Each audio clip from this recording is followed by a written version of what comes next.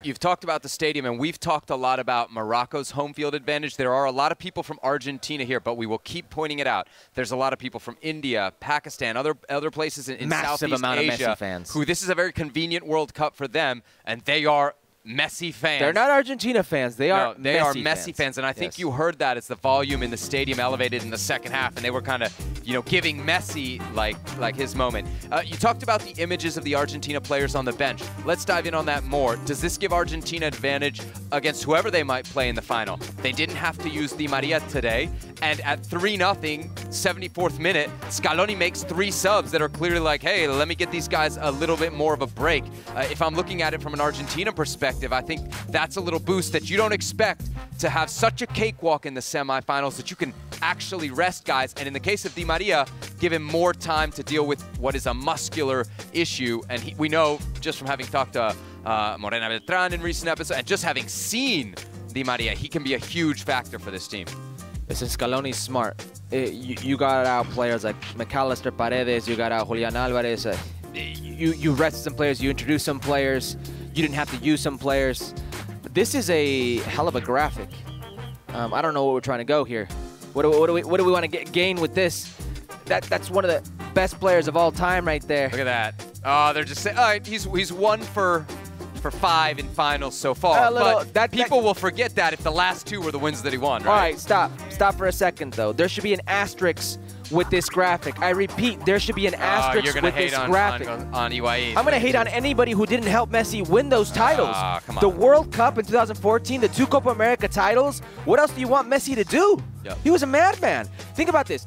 If he wins one of those, okay, the World Cup final, and then one of those Copa Americas, there would be no discussion right now who the all-time greatest player in world football is. All-time. There would be no discussion. Speaking of momentum, it seems like a month ago, it might have been close to a month ago now, Argentina actually lost their first game of this tournament. If they do end up winning it all, they'll be just the second team to lose their opener and come back to win it, Spain in 2010.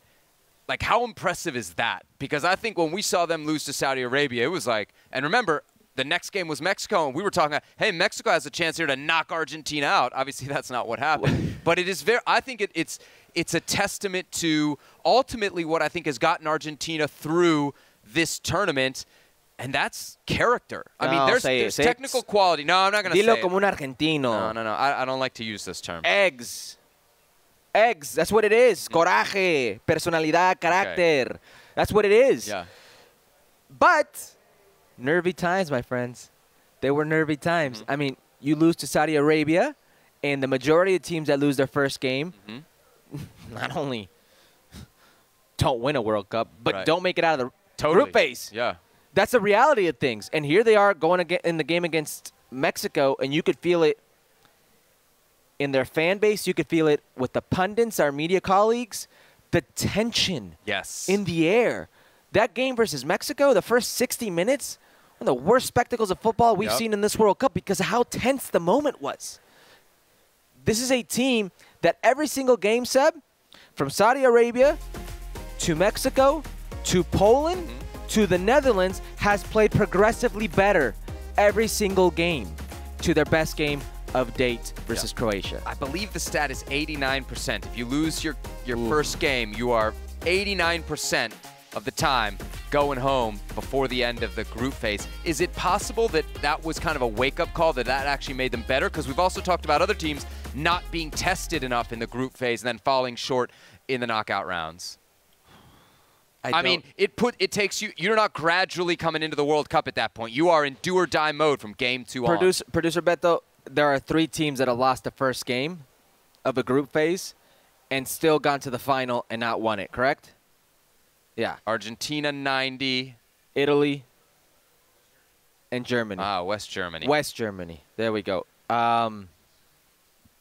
Honestly, it all depends who they're facing in the final. Totally. Because if you're telling me, like, for some reason, it's Morocco. They do the impossible and beat France, the defending World Cup champions, and now are facing this Argentina with Messi. I don't think that's a role that the Argentines want. I think they want to be the underdogs in this role, if you will, in this matchup, in this fight. all the neutrals would be overwhelmingly with Morocco.